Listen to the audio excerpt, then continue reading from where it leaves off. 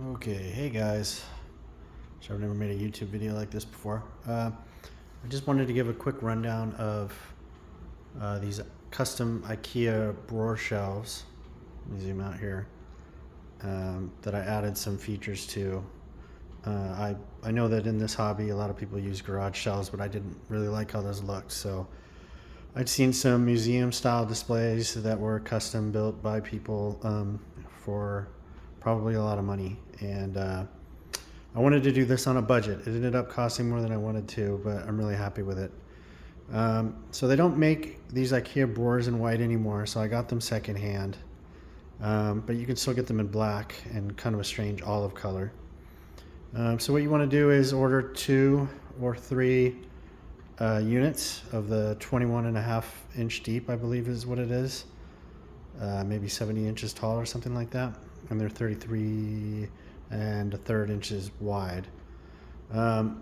So they come standard with what would be a taller post here, just like the rest of the ones are tall.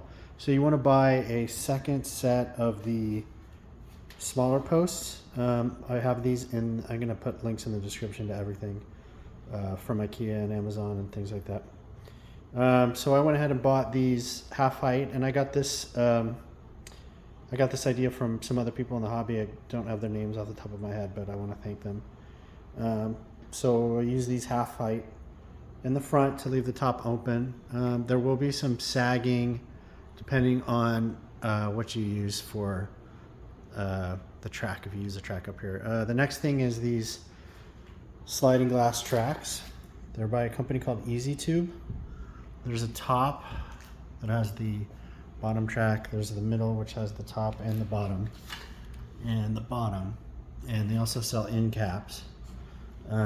They can only ship you pieces up to 94 inches, and since this is about 100 inches long, I had to have them cut them into sections. So they cut them into 3 sections, 1, 2, and 3, and there's some posts inside holding them together.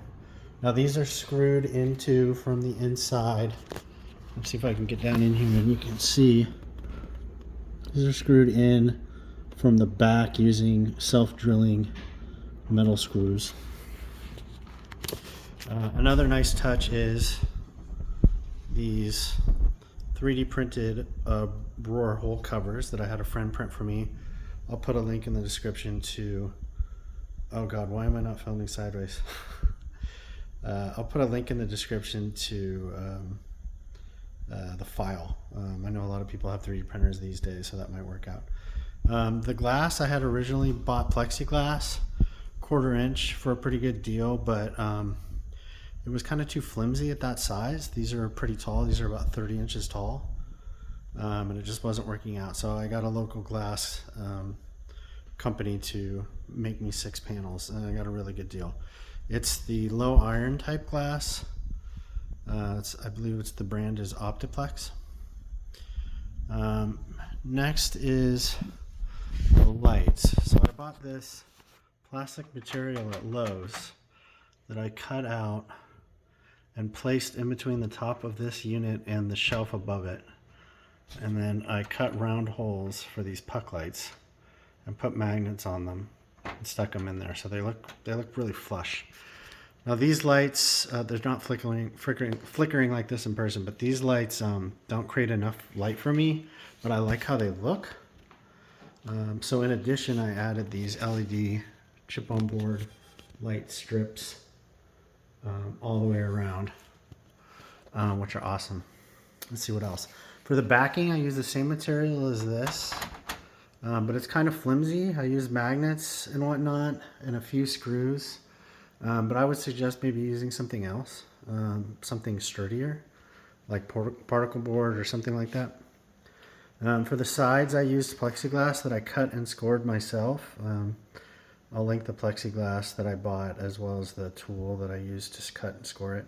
And I just placed them on the inside and screwed them in at one spot here. And I measured it really well, and it fits super snugly. I added drawers on the bottom. I had to buy those separately. I wanted to store swap outs and things like that. Again, they don't make them in white anymore, so I had to get them in black. I thought about painting them, but The paint seems to chip off really easily on here, otherwise I'm not applying it correctly or covering it correctly.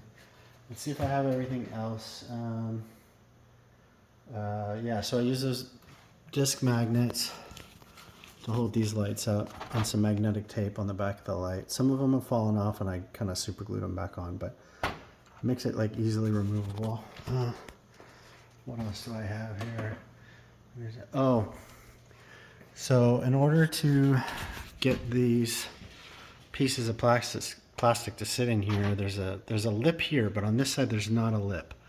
So I got this plastic L channel that's already white, and I double back taped it all along so you can see on each side there's one. Otherwise it'll sag and fall down. So that was a fix I had to do. It was $40 on Amazon. I'll link it in the description. There's probably a better solution. Let's see what else. I think that's it. Oh, you need some metal drilling screws, which I showed you to use for the back of the aluminum tracks. And then as well, I used metal drill bits to drill holes through here so that the LED strips can pass through. And then so it comes around and then it loops. And if you do it that way, you can hide a lot of the wires and stuff up under these plastic panels that I put in here. Anyway, if you have any questions in the comments, please let me know. Sorry for the vertical video. Anyway, thanks guys.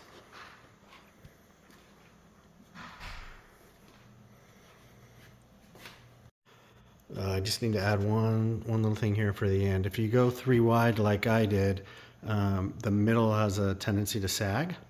It does move a little bit. So one of the things we did was add some stainless steel sheet behind here and drilled into it on both sides. Just trying to support the middle. It's pretty straight now. Another trick is, if I can get up in here, back here there's a self-tapping screw that they screwed through as we held up the center, so that as this kind of came down, sagged down a bit, that screw kind of helped stop it. So now it's pretty even. Another option would be to get these cut differently so that the brakes aren't where the brakes are on the shelves. If you had them spaced differently, it might support it better, but that was a pain in the ass. So be careful with the sagging. If you do too wide, you shouldn't have an issue with the sagging as much. I just wouldn't put anything too heavy on the top, but it could hold a little bit of weight. All right, thanks.